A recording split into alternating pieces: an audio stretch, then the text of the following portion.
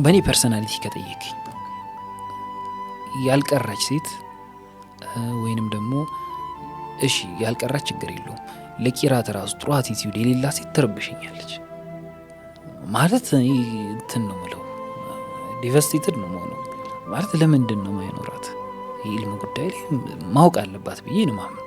መጀመሪያ ብታውቅ ጥሩ ነው፣ ካላወቀች ግን ማወቅ አለባት ብዬ አምናለሁ። ግን ምክንያቱ ደግሞ ሜቢ እንደ ሶሳይቲ ላይክ ይሄ የማስኩሊን እንትን ኢፌክት ከፍ ከፍ እያለ መጣና አይ ቲንክ ዲናችንን አልተር ያደረገ ይመስለኛል፣ ቼንጅ ያደረገ ይመስለኛል። የኢልም ጉዳዮች ለወንድ ብቻ የተሰጡ የሆነ ፈትዋ ሴት መስጠት ማትችልበት አይነት ኮንቴክስት ቅድም እያልኩ ነው። እና አምራህ እኮ በቃ ታቢዮች ናቸው። እነ ዑመር ኢብኑ አብዱልአዚዝ የነበሩበት ዘመን ላይ አክቲቭ የነበሩ ጁሪስቶች ናቸው። እኒህ ሴቶች እንግዲህ ፈትዋ እየሰጡ ነው።